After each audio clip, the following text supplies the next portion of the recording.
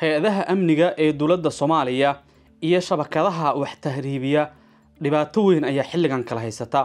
waxaana hay-adaha amnigu ay u muuqdaan kuwa u soo jeestay in meesha ay ka saaraan shabakadaha wax tahriibiya ee dhalinyarada Soomaaliyeed dalka si sharci darro ah uga saara ee wadamo caalamka ku yeelana nidaam sharci darro ah ku geeya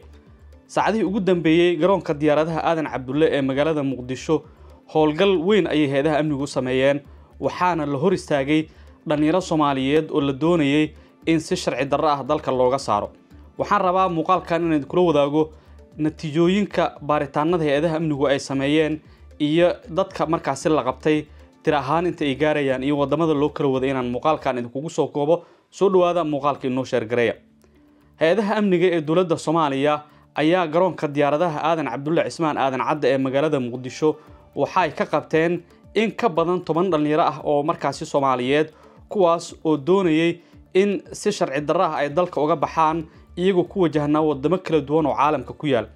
dhalinyaradan waxa horkacayay ama markaasi howshooda ku holanaa shabakado wax tahriibiya oo ka aasaasan magaalada Muqdisho kuwaas oo isku xiran Muqdisho iyo meelo kale oo kamid ah caalamka waxaana dhalinyaradan la doonayay in qaarkoodna la geeyo dalka Sacuudiga sidaas oo kalena halka kuwa kalena ay ku wajahnayeen wadamo kamid ah qaaradda America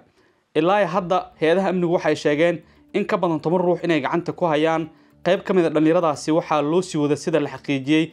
mid kamid ah wadamada qaaradda America si markaasi ay u sii aadaan dhanka iyo dalka Mareykanka oo ay dambe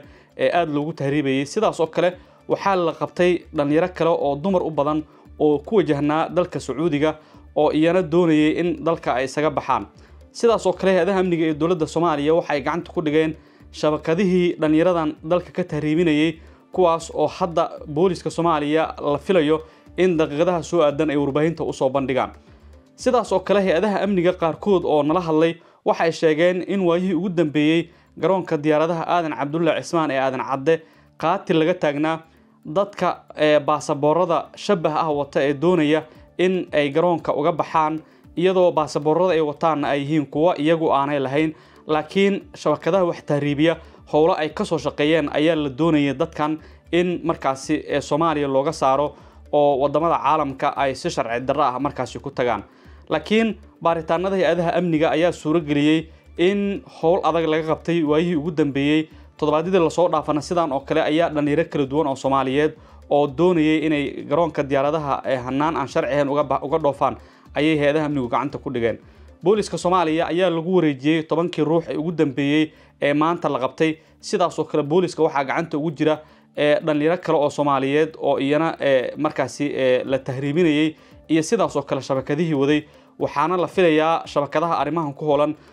hay-adaha amniga ee dowladda Soomaaliya in markaasi ay cadaalad hor keenaan si meesha looga saaro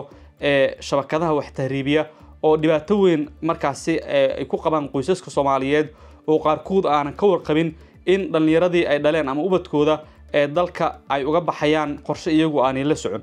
baaritaanadu wali way socdaan maalin kastana kiisaska noocan oo kala ayaa garoonka ka dhaca waxaana muuqata in shaqo la'aanta baahsan ee dalka ka jirta ay kalifayso in dhalinyaro badan oo Soomaaliyeed ay dalka isaga baxaan